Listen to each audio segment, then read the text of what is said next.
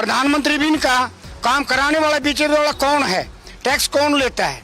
सरकार लेती होगी टैक्स कि नीरज शर्मा लेता है? 4 साल में 1.5 साल में तो बंदूक चलाना सीखता है, उसके बाद में क्या करेंगे वो? ये अग्निवीर क्या करेगी?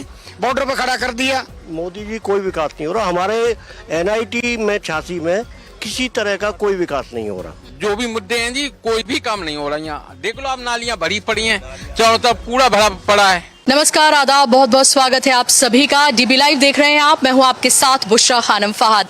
DB लाइव टीम का कारवां पहुंच चुका है हरियाणा, और क्योंकि हरियाणा में चुनाव है और चुनावी बिगुल यहां पर फूंक चुका है। दो भाजपा से लेकर कांग्रेस, उनकी उम्मीदवारों की लिस्ट आ चुकी है। कांग्रेस की जहां 2 लिस्ट अब तक आई हैं, तो भारतीय जनता पार्टी की 1 लिस्ट आई है। और उसके बाद से ही यहाँ पर चुनावी संग्राम अपने पूरे शबाब पर है। पिछले 10 साल से भारतीय जनता पार्टी यहाँ पर सत्ता पर काबिज है, डबल इंजन की सरकार है, लेकिन लग रहा है कि इस बार हरियाणा ने कुछ और ही सोच रखा है। जिस तरह से तमाम मुद्दे मुबाहे खड़े हैं, खासतौर पर हरियाणा की बात करें तो हरियाणा में कहा जाता है कि 3 मुद्दे सबसे ज्यादा यहाँ पर मुखर और सबसे बड़े मुद्दे बनते हुए नजर आ रहे हैं। वो है पहलवान, जवान और किसान। और तीनों ही आपको पता है कि मौजूदा सरकार से बुरी तरीके से त्रस्त नजर आ रहे हैं। इस वक्त हम लोग मौजूद हैं फरीदाबाद की NIT विधानसभा में, जो कि शहरी इलाका माना जाता है। यहाँ सुबह सुबह जो लोग हैं यहाँ से दिल्ली और दूसरे इलाकों में जाते हैं अपना जॉब करने के लिए, कारोबार के लिए भी। सरकारी कर्मचारी हैं जो रोज़ यहाँ से ट्रैवल करते हैं। ये शहरी सीट है। यहाँ पर कांग्रेस के मौजूदा विधायक हैं नीरज शर्मा, और पार्टी ने एक बार फिर से उन पर ही भरोसा जताया है, एक बार फिर से उनको टिकट दिया है। अगर नीरज शर्मा की हम बात करते हैं तो वो शिवचरण शर्मा जो हैं उनके पुत्र हैं, जो कि भूपेंद्र हुड्डा सरकार में मंत्री भी रहे, यानी कि उनके पास एक विरासत मौजूद है। और नीरज शर्मा की अगर हम बात करते हैं तो नीरज शर्मा भूपेंद्र हुड्डा ग्रुप के बहुत करीबी माने जाते हैं। और पहली जो लिस्ट आई कांग्रेस की, उसमें साफ तौर पर भूपेंद्र हुड्डा जो ग्रुप है उसका दबदबा साफ तौर पर नजर आया। आज यहाँ हम लोगों के बीच जाएंगे, लोगों से हम जानेंगे कि उनके मुद्दे क्या हैं, किन मुद्दों पर वो वोट कर रहे हैं, यहाँ के मौजूदा जो विधायक हैं उन्होंने काम किया है, नहीं किया है। इस सब पर हम चर्चा करेंगे, इस सब पर हम बात करेंगे। हरियाणा का ये कल्चर है कि आप अलग अलग जगहों पर छोटी छोटी चौपालें और ये सब आप देखते रहें। यहाँ पर कुछ लोग यहाँ मौजूद हैं, खड़े हैं। इससे थोड़ी सी दूर आप पहुँचेंगे तो यहाँ पर कांग्रेस के जो मौजूदा विधायक हैं उनका दफ्तर भी है यहाँ पर। हालांकि वो अभी मौजूद नहीं है, वो शायद प्रचार में अभी हैं, और उनसे भी वरना हम बात करने की कोशिश करते हैं। लेकिन यहाँ जो कुछ लोग मौजूद हैं उनसे हम बात करते हैं, उनसे हम जानने की कोशिश करते हैं कि उनके मुद्दे क्या हैं, 10 साल में क्या सरकार ने काम किया है, नहीं किया है, मौजूदा जो विधायक हैं उन्होंने काम किया है, नहीं किया है, ये सब हम जानते हैं। बात कर सकते हैं आपसे? जी, क्या नाम है आपका? उदय शंकर शर्मा। उदय जी, मुझे बताइए कि जो यहाँ के अभी विधायक हैं नीरज शर्मा जी, उन्होंने काम किया है, नहीं किया है? 10 साल से हालांकि भारतीय जनता पार्टी की सरकार है, केंद्र में भी है और राज्य में भी है। इस बार के मुद्दे क्या हैं आपके लिए, और क्या जो मौजूदा विधायक हैं उन्होंने क्षेत्र में काम किया है? हमारे विधायक जी ने पूरे 5 साल संघर्ष किया है विकास कार्यों के लिए। सरकार विपक्ष की होने के कारण मतलब इतनी सफलता नहीं मिली उन्हें, लेकिन उन्होंने अपनी तरफ से पूरा संघर्ष किया है। विधानसभा में भी मतलब सारे मुद्दों को रखा है, जो भी यहाँ परेशानियाँ यहाँ की, और संघर्ष करते रहे। अभी मैं आ रही थी, और पूरी कॉलोनी हाँ, में हाँ, देख रही थी कि पानी भरा हुआ नहीं है, पानी की नहीं, यहाँ की ये तो प्रॉब्लम है निकासी, जो पानी की निकासी और पानी की, हाँ, पीने पानी की उपलब्धता मतलब पूर्ण रूप से नहीं है और अभी सही नहीं है, और इसके लिए इन्होंने बहुत संघर्ष किया है, लेकिन वो पूरा हुआ नहीं। तो पूरा क्यों नहीं हुआ? सरकार ने नहीं सुनी बात? हाँ जी, सरकार ने बात नहीं सुनी है उनकी। उन्होंने तो बहुत संघर्ष किया, विधानसभा में भी मतलब उठाया बात को, और खट्टर जी से भी मतलब संपर्क करते रहे, जो वर्तमान अपने मुख्यमंत्री मतलब उस टाइम जो मुख्यमंत्री थे, लेकिन मतलब उन लोगों ने कोई ज़्यादा तवज्जो दी नहीं इस चीज़ के लिए, और कोई पूरी सफलता नहीं मिली। जो विकास कार्य पूर्ण हो जाते या कोई ये जो आई हुई है समस्या हमारी, जो पानी भरा हुआ है चारों तरफ और ना पानी। लेकिन मोदी जी तो कहते हैं बहुत विकास किया है उन्होंने। वो डबल इंजन की सरकार है। डबल इंजन की सरकार बिल्कुल यहाँ पर फेल रही है समझे जी, और कहने के लिए तो कहेंगे ही वो, लेकिन यहाँ पर पूर्ण रूप से फेल है एकदम। देख लो आप चारों तरफ मतलब क्या हाल है कॉलोनी का, रास्ते जाम है, पानी भरा हुआ है, बुरा हाल है, सड़क टूटी हुई है, लेकिन कोई उसमें उनको सफलता मिली नहीं। हमारे विधायक जी को संघर्ष बहुत किया इन्होंने। सोचिए और लोगों से हम बात कर लेते हैं। आपका नाम क्या है? प्रदीप गोस्वामी। प्रदीप जी, मुझे बताइए कि ये तो शहरी इलाका ही हम कहें इससे, यहाँ से ज़्यादातर लोग सुबह ही सुबह उठकर अपने दफ्तरों के लिए जाते हैं। सरकारी नौकर भी बहुत होंगे यहाँ पर। अगर हम हरियाणा की बात करते हैं तो किसान, पहलवान, जवान, नौजवान, इनके मुद्दे बहुत ज़्यादा हैं। ये मुद्दे हैं जिन पर सरकारें बनती और जाती रही हैं। इस बार के मुद्दे क्या हैं और क्या मौजूदा सरकार ने, जो 10 साल से है यहाँ पर, केंद्र में भी है उसी पार्टी की, उन्होंने काम किया है? जितना उन्होंने से कोशिश रही है उन्होंने काम किया है। क्यों, विपक्ष में रहने के बाद भी उन्होंने पूरा संघर्ष किया है। और रही पानी निकासी की, ये जल भराव चारों तरफ जो हो जाता है, ये इसका तो निकासी हुई नहीं। पानी के आगे निकास नहीं है कहीं भी। सीवर ओवरफुल है, सीवर के पाइप छोटे हैं। कोशिश अपनी तरह से पूरी कर रहे हैं। और दूसरी बात, हमारे विधायक जो है 24 घंटे अवेलेबल है। रात बेरात की जगह दुख सुख में सबसे पहले पहुंचते हैं। इनको खबर मिलनी चाहिए, इसलिए जो है हम तो इनके समर्थक है ही। ये कॉलोनी भी इनके समर्थक है। पानी का भराव तो चारों तरफ है। पानी की निकासी ना होने के कारण हम तो ये 10 से 20 साल से भोग रहे हैं। ये निकासी हुई नहीं आज तक। तो उससे पहले तो कांग्रेस की सरकार रही, तब भी नहीं हो पाया यहाँ पे कोई काम? उस टाइम भी सीवर डले हैं, नए सीवर डले थे, नए नालियां बनी, नए निकास हुए। उसके बाद सरकार इनकी रही नहीं। लेकिन लोग तो ये कहेंगे कि भाई जो विधायक है उन्होंने काम नहीं किया, इस वजह से यहाँ पर इस तरह का हाल है। देखिए जी, विपक्ष में रहने के बाद भी जितना काम उन्होंने किया है, अपनी तरफ से कोशिश पूरी जारी रखी, पूरा संघर्ष किया इन्होंने। विपक्ष में रहने के बाद भी जो इन्होंने काम किया है, हम उनसे संतुष्ट हैं बिल्कुल। चलिए और लोगों से पूछ लेते हैं, आप क्या कहेंगे? विधायक जी के काम से आप संतुष्ट हैं? इसके अलावा यहाँ पर जो यहाँ विधायक हैं कांग्रेस के मौजूदा, एक बार फिर से उनको टिकट दिया है कांग्रेस ने, लेकिन अगर पूरे हरियाणा की हम बात करते हैं तो किसानों का क्या हाल रहा, पहलवानों का क्या हाल रहा, ख़ास तौर पे जवान अग्निवीर जैसी जो योजना है वो आई, इन सबको कैसे देख रहे हैं? और इस क्षेत्र में ख़ास तौर पे जहां मौजूद है फरीदाबाद NIT, इसमें विकास के काम हुए हैं? किन मुद्दों पर वोट करेंगे आप? देखो, काम इन्होंने अपनी तरफ से कोशिश पूरी की है। सरकार पैसा नहीं देगी तो काम कहाँ से कराएंगे? सरकार का फर्ज बनता है। लेकिन विधायक को तो उसकी विधायक निधि तो मिलती है ना। विधायक निधि कितनी मिलती है? 2 करोड़ मिलती होगी साल की। बाकी इन्होंने 28 करोड़ मांगा, उसमें से क्या दिया? 12 करोड़ दिया है। एक NIT छाछी के लिए 12 करोड़, 6 करोड़, 18 करोड़ में हो जाएगा सारा काम? कैसे हो जाएगा? उसको पैसा दे सरकार। भाई इनका पार्षद इनका, मेयर इनका, फिर कृष्णपाल जी गुजर सेंटर के मंत्री इनके, मुख्यमंत्री इनका, फिर खट्टर साहब भी इनके, प्रधानमंत्री भी इनका। काम कराने वाला बीच वाला कौन है? टैक्स कौन लेता है? सरकार लेती होगी टैक्स, कि नीरज शर्मा लेता है? और सरकार अगर टैक्स ले तो उसके बदले में हमें कुछ दे भी तो सही। अगर उसको नहीं देगा काम कहाँ से कराएगा? इससे ज़्यादा मेहनती आदमी नहीं है। बहुत मेहनत करने वाला लड़का है ये। विधानसभा में उसने उठा लिया, कृष्णपाल जी का झोली इसने फैला ली, और कहाँ से लेगा? रही अग्निवीर की बात, 4 साल में 1.5 साल में तो बंदूक चलाना सीखता है। उसके बाद में क्या करेंगे वो? ये अग्निवीर क्या करेगी? बॉर्डर पर खड़ा कर दिया, ना उसको शहीदी का दर्जा है, ना उसको मतलब पेंशन है, ना उसको कोई भत्ता है। ये कैसा शहीदी है? कैसा जवान है भाई ये? है एक जवान को तो मिलेगा सारा कुछ, और एक जवान को कुछ भी ना मिले। जवान तो जवान ही है। रही किसानों की बात, किसानों को लठ मारे, सरपंचों को लठ मारे, कर्मचारियों को लठ मारे। इन्होंने किया ही क्या है? लठ मारने के पल बालवान को रोडों पर घसीट दिया। इससे ज्यादा क्या करेंगे?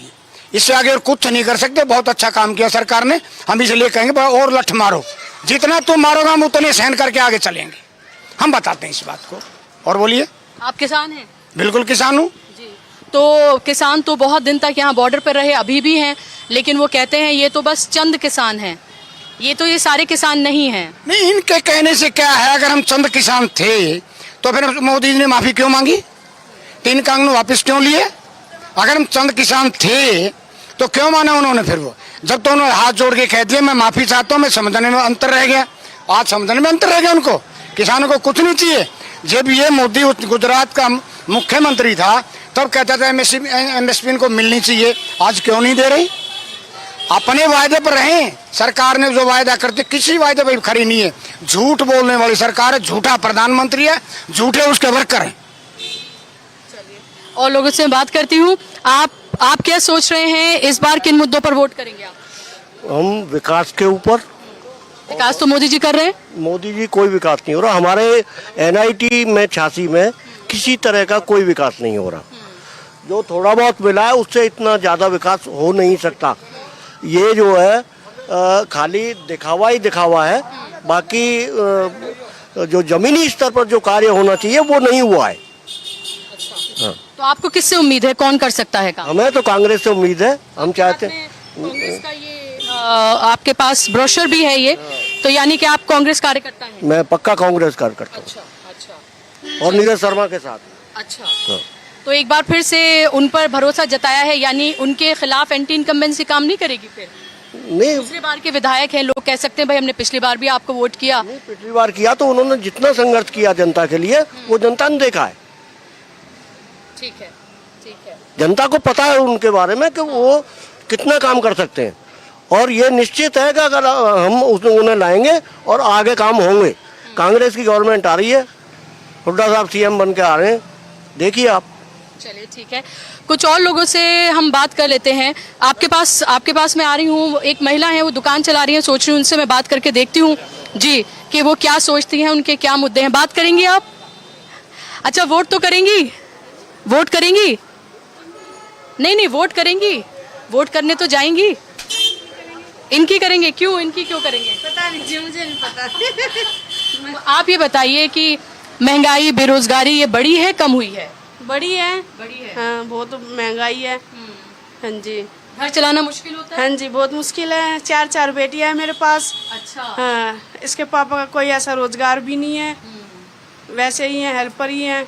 हम चाहते हैं कि बेटियों के लिए कुछ होए। तो 10 साल से यहाँ पर बीजेपी की सरकार है, उन्होंने कुछ नहीं किया आपके लिए? अभी तो जी कुछ भी नहीं है। कुछ भी नहीं है। नहीं ना, हमें कुछ पता है, क्योंकि लड़कियों के बारे में कोई बताता ही नहीं है। विनेश फोगाट का नाम सुना है? पता नहीं जी। जो पहलवान बेटी है उसका नाम सुना है आपने? नहीं जी, हम तो आपकी 4 बेटियां, इसलिए मैं कह रही हूँ, आपसे पूछ रही हूँ। हरियाणा की ही बेटी है, विनेश फोगाट पहलवान है, उसके साथ जंतर मंतर पर बहुत बुरा सुलूक हुआ क्योंकि वो अपने लिए आवाज उठा रही थी, और पहलवान बेटियों के साथ जो शोषण हुआ उसकी आवाज उठा रही थी। तो उनके बारे में कुछ पता है आपको? नहीं, मेरे को जी कुछ नहीं पता। अच्छा, आप खुद महिला हैं, आपकी 4 बेटियां हैं, कितना सुरक्षित महसूस करती हैं आप? ज़्यादा ही करती हूँ मैं। 4 बेटियाँ, कुछ इनके लिए सरकार दे ताकि मुझे कोई चिंता ना हो आगे के लिए। अब मैंने अब छोटी सी दुकान खोल ली है बेटी के लिए ही। अच्छा। चल कुछ हो जाए, पर कुछ नहीं है जी बस। तो इस बार आप कह रही हैं कि नीरज शर्मा को ही वोट करेंगे? नहीं जी, मैं कुछ नहीं कह रही, जो घर के जो घर के लोग कहेंगे। अच्छा, चलिए ठीक है। तो मुद्दे हैं इनके पास, लेकिन जाहिर सी बात है कि बहुत कुछ उनको अभी नहीं पता है। उनकी महंगाई, बेरोजगारी, ये तमाम मुद्दे तो हैं, और आप ये देख भी सकते हैं, ये भी एक मुद्दा है। जिस तरह से खुलेआम यहाँ पर सांड और ये सब घूम रहे हैं, ये भी बड़ा मुद्दा है लोगों का। और लोगों से हम बात कर लेते हैं कि वो क्या सोच रहे हैं, क्या उनका मानना है। ये आपकी दुकान है? अच्छा, क्या नाम है आपका? मनोज कुमार गोयल। मनोज जी, क्या सोच रहे हैं इस बार? देखो जी, पूर्ण बहुमत से कांग्रेस की सरकार आ रही है और भूपेंद्र हुड्डा सीएम बनने जा रहे हैं। अच्छा। और हमारे विधायक नीरज शर्मा जी डिप्टी सीएम बनेंगे। इतना कॉन्फिडेंस? हाँ जी, बिल्कुल पक्का है, 101%। क्यों? बीजेपी की सरकार है, केंद्र में मोदी जी हैं, अभी यहाँ पर नायब सिंह सैनी है, पहले मनोहर लाल खट्टर थे, उन्होंने काम नहीं किया। मोदी जी तो कहते हैं 10 साल में उन्होंने वारे न्यारे कर दिए। नहीं जी, कोई भी विधायक, कोई भी एमपी 10 साल में यहाँ झांका हो तो बताओ, एक बार भी एक काम को भी नहीं आया। आराम से घर में सब सो रहे हैं जी। ना कोई नगर निगम का अधिकारी सुनकर राजी, ना कोई विधायक, ना कोई मंत्री। 10 साल हो गए कैसे पाल गुजर को, बताओ कोई एक बार झांका भी हो, एक बार भी कॉलोनी में कोई आया हो देखने? और नीरज शर्मा, वो तो मौजूदा विधायक है यहाँ के। हाँ जी, बिल्कुल हैं, और काम कर लें। जितना उनको फंड मिला है उससे ज्यादा काम किया है उन्होंने। नंगे पैर भी घूमे, विधानसभा में भी उन्होंने आवाज उठाई है, हर तरीके से आवाज उठा रहे हैं जनता की। और बनने के बाद में चारों तरफ विकास होगा। आप कारोबारी है, कैसा चल रहा है आपका कारोबार? कारोबार बिल्कुल ठप्प है जी, नाम मात्र का कारोबार है। इस सरकार में कोई सुनवाई नहीं है जी, सब गुंडा राज है। अच्छा। तो इस बार हरियाणा क्या किन मुद्दों पर वोट करने जा रहा है? विकास के ऊपर, नाली, पानी, जो भी मुद्दे हैं जी, कोई भी काम नहीं हो रहा यहाँ। देख लो आप, नालियां भरी पड़ी हैं, चारों तरफ कूड़ा भरा पड़ा है, एक भी काम नहीं हो रहा इस कॉलोनी के लिए। आप क्या सोच रहे हैं इस बार? मैं तो कह रहा हूँ नरेंद्र जी आए, जो सॉरी नीरज शर्मा जी आए इस बार, कांग्रेस जीते और बढ़िया काम हो हमारी कॉलोनी में। लेकिन नीरज शर्मा तो हैं यहाँ पर, विधायक हैं मौजूदा। लेकिन उनके हाथ में कुछ नहीं है, उन्होंने बेचारों ने कई सड़कें बनवा दी, कई बार सीवर साफ करवा दिए, लेकिन फिर भी कुछ नहीं हो रहा। मेहनत तो वो कर रहे हैं, पूरी मेहनत कर रहे हैं अपनी, ऐसी कोई दिक्कत नहीं है। हम तो जब भी जाते हैं हमारा काम फटाफट हो जाता है जी नरेंद्र जी के यहाँ। तो नरेंद्र जी बोल देते बार बार, नीरज शर्मा, दोनों नाम मिलता जुलता है। हाँ, नीरज जी। लेकिन अदरवाइज अगर हम देखें तो आपके मुद्दे क्या हैं? किन मुद्दों पर आप वोट करने जा रहे हैं? महंगाई, बेरोजगारी, ये क्या मुद्दे हैं आपके लिए? नहीं, महंगाई नहीं है जी, सबसे बड़ी सफाई है जी यहाँ पे।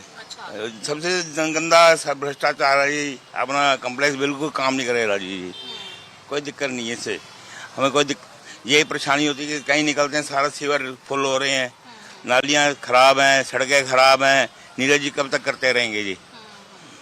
ठीक है, मुझे ये भी बताइए आप कि अभी आपने देखा होगा विनेश फोगाट को जानते हैं आप? हाँ जी। अच्छा, तो विनेश फोगाट के साथ जो हुआ जंतर मंतर पर, और अब कांग्रेस ने उनको टिकट दे दिया है, कैसे देख रहे हैं आप उसको? एक महिला के साथ जो हुआ, मेडल भी उनको नहीं मिल पाया, ये सब भी मुद्दे हैं? अगर जिनकी बेटियां हैं या जो महिलाएं हैं, क्या इन बारे में सोच पा रही हैं क्या वो? बिल्कुल सोचेंगे जी, जो भी उनके साथ हुआ बहुत गलत हुआ, वो राजनीति की शिकार हुई हैं, इनके चक्कर में उनके साथ में ऐसा हुआ है।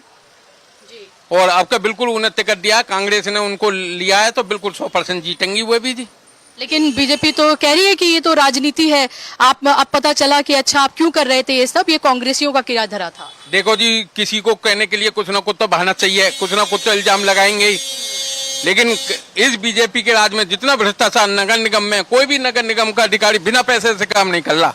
मैं खुद प्रॉपर्टी आईडी बनवाने गया, 50,000 रुपए प्रॉपर्टी आईडी के। एक भी अधिकारी बता दो नगर निगम में जो बिना पैसे के काम करता हो। इतना भ्रष्टाचार है नगर निगम में, यहाँ किसी भी सरकार के राज में इतना भ्रष्टाचार नहीं हुआ। लेकिन मोदी जी तो कहते हैं कि उनके आने से भ्रष्टाचार खत्म हुआ है, भ्रष्टाचारियों को उन्होंने जेल में डाला है। भी 1% भी भ्रष्टाचार खत्म नहीं हुआ। किसी को भी पूछ लो नगर निगम की क्या हालत है, कोई भी एक अधिकारी 200 करोड़ का घोटाला हो या हुए हो, सब भ्रष्टाचार में डूबे हुए हैं। बिना पैसे के किसी भी आदमी का काम नहीं हो रहा। पैसे दे के भी नहीं होता। 50,000 रुपए मुझसे मांगे थे प्रॉपर्टी आईडी के, खुद के। जाते हैं हमारे ना आईडी बनती है ना कुछ होता है, पैसे भी ले लेते हैं वो लोग। आप अपना नाम बताइए। सुरेंद्र सिंह अहलावत मैडम। अच्छा सुरेंद्र जी, मुझे बताइए कि क्या मुद्दे हैं आपकी इस जो आपकी असेंबली है, उसके अलावा भी हरियाणा में क्या मुद्दे, किस पर वोट करने जा रहे हैं इस बार? पहले तो हरियाणा में जो है, पहले कांग्रेस सरकार थी, सब ओके, सब लगा था, नौकरी वोकरी जैसे मिलती थी और विकास भी हुआ है। ये जो हमारे यहाँ पहले कच्ची गलियाँ थी, सब कुछ कच्चा था, सीवरेज, मीठा पानी कांग्रेस के दौरान में ही आया है ये जो है। उसके बाद जो भी आया, यहाँ किसी ने विकास नहीं कराया। फिर उसके बाद ये नीरज शर्मा जी आए हैं। अब नीरज शर्मा अकेला यहाँ एमएलए कांग्रेस का, उसको जो फंड मिलना चाहिए विकास के लिए, इन्होंने बार बार, मतलब आपको ही बता रहा, कई बार बता भी लिया है, उनको कोई फंड नहीं दिया गया है। लड़ता रहा, बिड़ता रहा, हम टीवी पे देखते रहे। यहाँ पे ऐसा जैसे बारिश आती है, सुबह हम बच्चों को स्कूल में, वैन में या गाड़ी में बैठाने के ले जाते हैं, तो ये समझो उनके जूते अपने हाथ में लेकर मोटरसाइकिल स्कूटी पे जैसे तैसे वहाँ तक ले जाते हैं। उनको बैठा के फिर वो ऊपर आगे जो गाड़ी में बताते आते आने, फिर वही समस्या। यार हमारे यहाँ तक पानी का कीचड़ में भर जाते। हमारे रिश्तेदार आते, कहते तुम कारण लगे, ये तो इतने गंद में, तो गाँव में भी नहीं है, इसलिए वापस गाँव में आ जाओ। तो एमएलए ने जो गली गली का पता, गली गली इनके बाप पिताजी पंडित शीतला शर्मा की बनवाई है। जितना पानी वाणी ये जो आया है ना, उनकी बदौलत यहाँ कोई किसी ने काम नहीं किया। लेकिन ये इसके पास पैसा ना होने के बाद, अरे उसमें नहीं होने के बाद, सरकार में नहीं होने के बाद कोई कर्मचारी नहीं सुना जाए। चाहे नगर निगम का है, बिजली वाला है, पानी वाला है, कोई नहीं। यहाँ पब्लिक बैठी रहती बेचारी, या सुबह जैसे हम तो फ़ोन कर मर जाते, आएंगे कल आएंगे, ये करेंगे, श्योर इन दोनों में श्योर ओवरफ्लो हो जाती है। समझो ये कहने का है कि हम अब जो है, हम तो ये कहते आप बार पे 10 साल कृष्ण पाल गुर्जर मंत्री, यहाँ खट्टर साहब रहे, अब सैनी साहब, अगर आप ये बताइए विकास होता तो हम उनके खिलाफ क्यों बोलते? हमें विकास चाहिए, अब वो सुविधा चाहिए।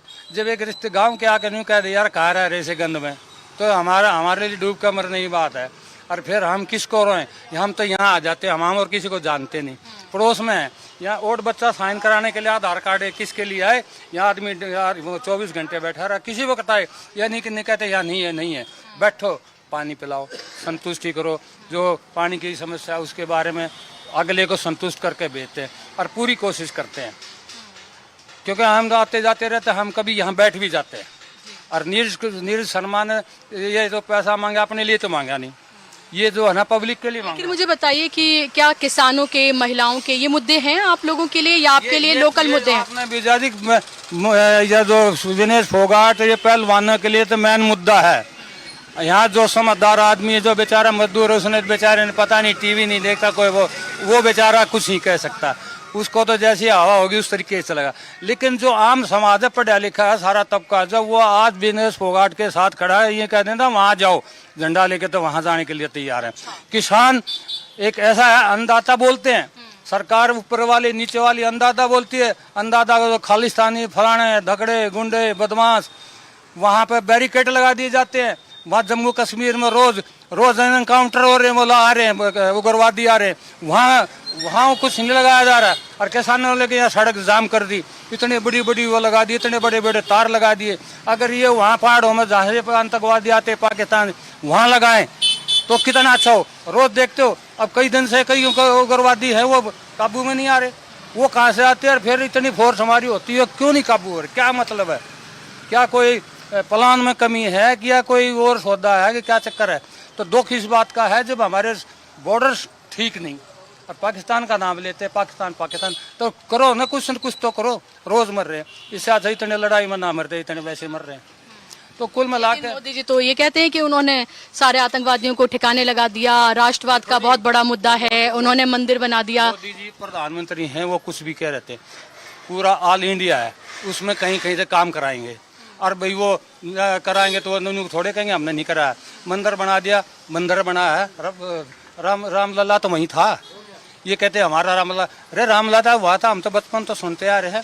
राजीव गांधी ने वो टेंट लगवाया था, ताला वाला खुलवाया था। तो ये जो है हिंदू मुस्लिम ये फलाना झगड़ा, मतलब भाईचारा खत्म हो रहा है। देखो ठीक है, प्रधानमंत्री जी आए थे, शुरू में बहुत बढ़िया था, सारा होता है। हमारा सीएम है, कोई कुछ बोलता है, जात पात, पहले सबसे बुरी बात तो है जात पात फैला दी और भाईचारा खत्म करना रहे। क्या आप ये बताइए, यहाँ पर सबसे ज्यादा जाट और नॉन जाट यहाँ पर क्या 35 वर्सेस बाकी किया गया? ऐसा है जी, ये जो है सरकार के आदमी है, जो बीजेपी के आदमी हो, 35-36 जानबूझ के ये भ्रम फैलाना चाहते हैं। भाईचारा, हम गांव में थे, सारी जातियां आपस में, किसानों का मजदूर के बना काम चलता ना, मजदूर का किसान के बना, भाईचारा मानते, ज्यादा ताउका करते थे हम उनको। ये नहीं है कि भी हमने सोचते ये फलाना ये झगड़ा इस जात का, नहीं। आज भी हमारे इसमें जहन में है।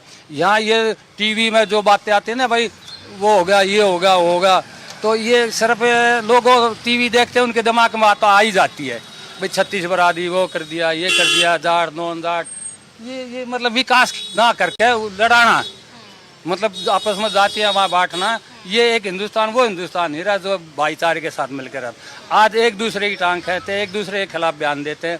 हम तो ये है, भगवान से प्रार्थना है बेटा कि वो आदमी आए जो हमें हमारे अंदर है या नज़दीक बैठता है, कोई भी आ जाए। तो हम तो ये कहे भगवान, कांग्रेस सारी बता रहे हैं, रोज टीवी देख रहे हैं, बजेंद्र हुड्डा बता रहे हो मुख्यमंत्री बनेगा। और ये आगे पब्लिक जो है इससे इसलिए कुछ गली गली के बारे में जानता, गली गली जानता, मरे में, खरे में, अच्छे में, बुरे में जाता है।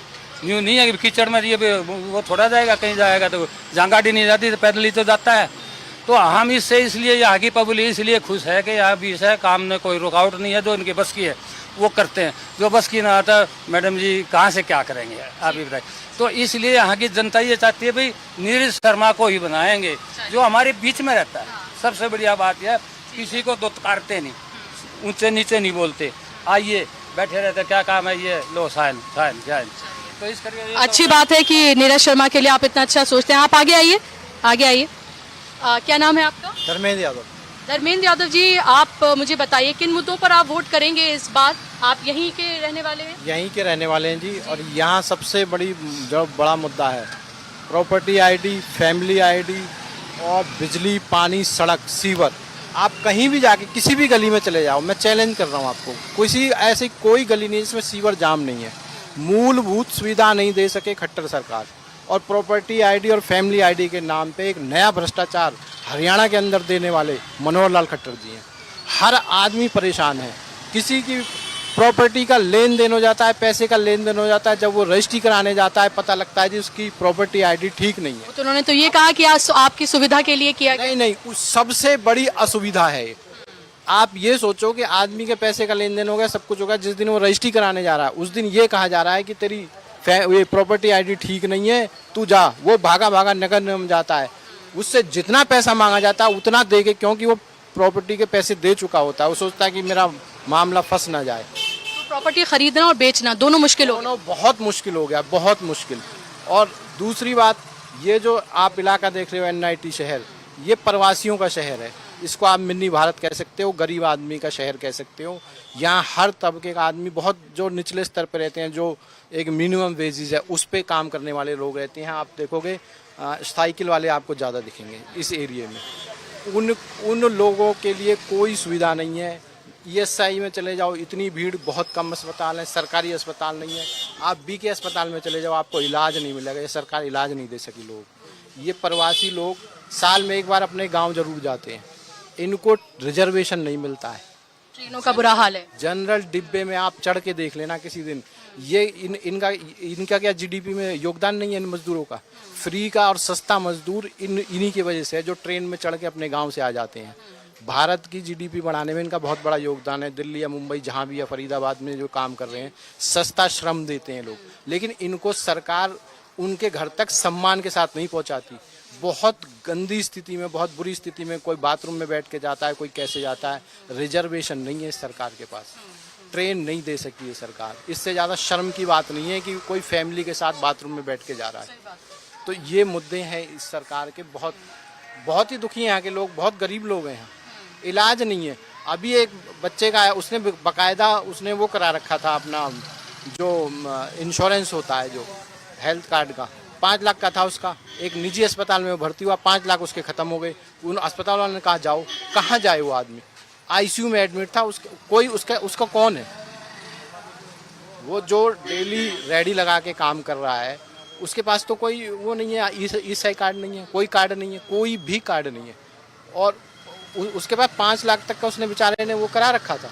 मोदी जी कहते हैं वो फ्री राशन दे रहे हैं, लोगों के लिए सुविधा दे रहे हैं, विकास का मॉडल वो बता रहे हैं आपको कि 2047 तक भारत जो है वो कहाँ पहुँच जाएगा, 5 ट्रिलियन की इकोनॉमी बन जाएगा। मैडम, ये भारत जो है किसानों का देश है। अनाज की यहाँ कमी नहीं है। मोदी जी नहीं देते तो भी लोग खरीद के खा लेते। अनाज नहीं चाहिए लोगों को ट्रेन चाहिए, इलाज चाहिए, मूलभूत सुविधा चाहिए। लोग सड़क नहीं बना सकते, लोग सीवर नहीं बना सकते, ना उसको साफ कर सकते। ये चाहिए उनको। अनाज तो खरीद लेगा।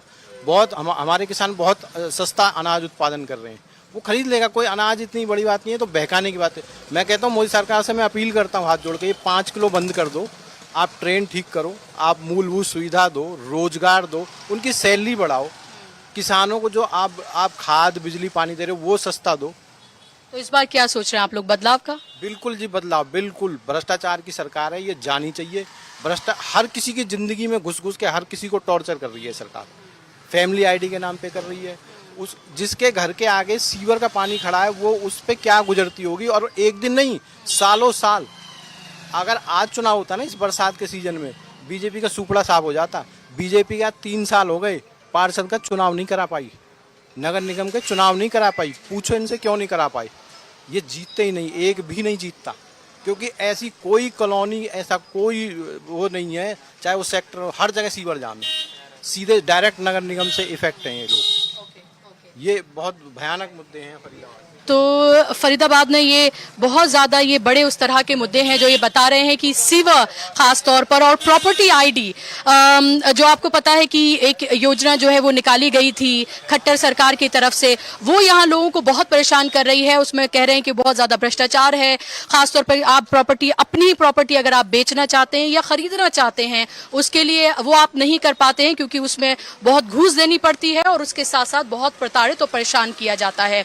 और किसानों, पहलवानों के, जवानों के मुद्दे तो हैं ही जो पूरे हरियाणा में है, लेकिन हरियाणा के अलग अलग क्षेत्रों के अपने मुद्दे हैं। खासतौर पर जिस विधानसभा क्षेत्र में फिलहाल मैं यहाँ पर मौजूद हूँ, ये प्रवासियों का क्षेत्र माना जाता है। यहाँ ज्यादातर बाहर से पलायन करके आए मजदूर यहाँ पर हैं। यहाँ से लोग दूसरे शहरों में, दिल्ली और आसपास और दूसरी जगहों पर जाते हैं अपना काम करने के लिए। सरकारी नौकर भी हैं यहाँ पर बड़ी तादाद में। तो ये उस तरह का पूरा शहरी इलाका है, लेकिन इस शहरी इलाका होने के बावजूद आप देखेंगे तमाम जगहों पर सीवर की गंदगी का यहाँ पर बहुत बुरा हाल है। और ये साफ तौर पर कहा जा रहा है कि जो सरकार 10 साल रही, चाहे वो म्यूनिसिपल कॉर्पोरेशन की बात करें या फिर यहाँ राज्य में बात करें, उसने काम नहीं किया है, लोगों का कहना है। आपका नाम क्या है? पन्नालाल जी।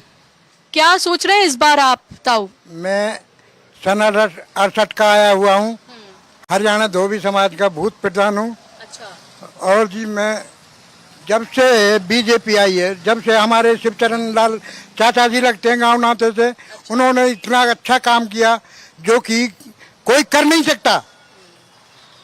और जब से इनके हाथ से छूटी हुई है, ये इनके हाथ में कोई अथॉरिटी नहीं है। गरीब आदमी इन्हीं के घर पे धापा डाल देता है। और बैकवर्ड एरिया है, गली गली में जाके देखो, घर घर में पानी सड़ा हुआ है। क्या कर रही है बीजेपी? ना दे रही है, ना की कमी है क्या हरियाणा के अंदर? खाली नाच से गुजारा हो जाएगा? बीमारी फैल रही है घर घर में, है? बहुत नाराज हैं आप सरकार से? बहुत तगड़ा। ये हमारा घर है, घर में जब मर्जी आधी रात घुस सकते हैं। ये अच्छा, आप नीरज शर्मा के ऑफिस के लिए बोल रहे हैं कि वो घर है? अच्छा। हाँ जी, इसको गरीब आदमी आधी रात आ सकता है, आधी रात जगा सकते हैं। लेकिन लोग तो ये भी बोलेंगे ना कि विधायक तो वही हैं, उन्होंने क्यों नहीं काम किया? ये बोल सकते हैं लोग ना, है? कि विधायक तो वही हैं, उन्हें साफ सफाई करवानी चाहिए थी, सीवर का काम करवाना चाहिए था, उनको विधायक निधि मिलती है। विधायक तो हैं, बाकी उनको इतनी अथॉरिटी नहीं मिल पाई जो वो कर सकें। बाकी जितना उनके उसमें लेवल में है, उन्होंने इतनी सफाई करवाई है कि हद से ज्यादा। ठीक है, ओके। आपका क्या नाम है? मैं केशव दत्त गौड़। अच्छा, केशव दत्त जी, मुझे बताइए कि आपके लिए क्या मुद्दे हैं आपके इलाके के? साफ सफाई में देख रही हूँ कि साफ सफाई जो है ये सबसे बड़ा मुद्दा है शायद यहाँ का। उसके अलावा और क्या मुद्दे हैं जिन पर आप वोट करने जा रहे हैं? और पूरे हरियाणा में भी अगर हम देखें तो आप किन मुद्दों को लग रहा है कि इस बार लोग वोट करने के लिए जा रहे हैं? मैडम, मैं आपके चैनल को पहले तो बहुत बहुत शुक्रिया करना चाहूँगा, क्योंकि आप यहाँ पहुँचे हो हमारे जवाहर कॉलोनी में। जवाहर कॉलोनी की सफाई का मुद्दा एक मेन मुद्दा हो गया है जी। और यहाँ राजनीति अब एक ऐसी हो गई है कि आपस में कंपटीशन वाली राजनीति आ गई है। सीवर में क्या नाम है, आपने कहीं भी लाइट का खंबे का पीस नहीं देखा होगा। सीवर के अंदर लाइट का खंबे का पीस आपने कहीं नहीं देखा होगा। यहाँ ये हो गया है कि रात के टाइम में काम किया, सीवर के अंदर जो है लाइट का खंबा डालवा देते हैं, सुबह हम क्या नाम है फिर दोबारा उसको सफाई कराते हैं। और कहीं पर रजाई गद्दे निकल रहे हैं, तो कहीं पे क्या नाम है कट्टों में गंद भर भर के सीवर में डाली जा रही है। सबसे मेन सीवर का ओवरफ्लो होने का कारण यही है कि हमारी जो विपक्ष की पार्टी है वो हमको क्या नाम है जो है, जो काम हम कर रहे हैं, दिन में हम वो काम करते हैं, रात को हमारा वो काम फिर दोबारा फेल हो जाता है। ये मेन कारण हो रहा है यहाँ सीवर की दिक्कत के लिए। अच्छा। हाँ जी। तो आप कह रहे हैं कि बीजेपी काम कर रही है? नहीं, मैं ये कह रहा हूँ कि बीजेपी काम नहीं कर रही है। बीजेपी क्या नाम है के कार्यकर्ता उसमें सीवर में खंबे डलवा रहे हैं, कहीं क्या नाम है रजाई गद्दे डलवा रहे हैं, कहीं कुछ हो रहा है, वहाँ काम हो ही नहीं रहा है। हम यहाँ अपना नीरज शर्मा जी जितनी मेहनत से काम दिन में कराते हैं, रात को वो फिर दोबारा बराबर हो जाता है। ये है कहानी। अच्छा, महिला सुरक्षा भी आपके लिए मुद्दा है यहाँ पर कि महिलाओं के लिए? आपने पहलवान बेटियों को देखा होगा, विनेश फोगाट का नाम सुना है? हाँ जी, हाँ जी, सुना है। तो अब वो कांग्रेस के टिकट पर चुनाव लड़ने जा रही हैं, क्या वो भी कोई मुद्दा है? उस सबको भी देखते हैं आप, जो बड़े मुद्दे हैं, या आपके लिए आपके इलाके के मुद्दे ज्यादा हावी हैं? तो अपने इलाके के मुद्दे का ही हूँ मैं, राजनीति से इतना लंबा चौड़ा वो नहीं रखता हूँ, लेकिन ये है कि हम तो अपना काम देख रहे हैं। जो अब यहाँ एक बात देखिए, ये नालियों का हाल है यहाँ, ये नाली आज अभी क्या नाम है ट्रैक्टर से खिंचवा के हम इसको खत्म करवाते हैं मेहनत करके नगर निगम से, कल वो सीवर में फिर कुछ ना कुछ रुकावट हो जाती है, फिर नालियां ओवरफ्लो हो जाती हैं।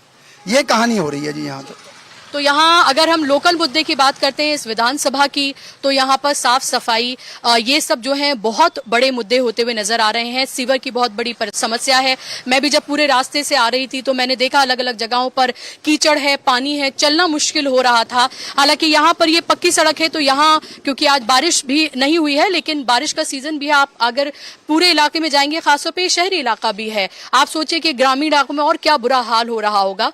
तो यहाँ पर लोग बहुत ज्यादा परेशान है। हालांकि यहाँ पर मौजूदा विधायक कांग्रेस के ही हैं, लेकिन लोगों की सिंपैथी है उनकी तरफ। लोगों का कहना है कि उन्हें उस तरह से वो पावर, वो अथॉरिटी नहीं दी गई जो उन्होंने काम कराया भी, तो उसके बाद जो बीजेपी के कार्यकर्ता हैं उन्होंने उस काम को खराब करने की ही कोशिश की। तो फरीदाबाद के इस इलाके में कुछ लोगों से हमने बात की है। जवाहर कॉलोनी है जहां पर हम मौजूद हैं, आगे और दूसरी जगहों पर हम ये जाएंगे इस विधानसभा के, ताकि हम आपको पूरी तस्वीर दिखा सकें अलग अलग विधानसभा क्षेत्रों की, कि आखिर जनता इस बार हरियाणा में क्या मन बनाए हुए है, ये आप तक पहुंचाना बहुत जरूरी है। आज से हमने इसकी शुरुआत की है, अलग अलग विधानसभाओं में हम जा रहे हैं और वहां से हम आपको तमाम अपनी निष्पक्ष रिपोर्ट बिना किसी लाग लपेट के, बिना किसी बाइस के हम आप तक पहुंचाएंगे।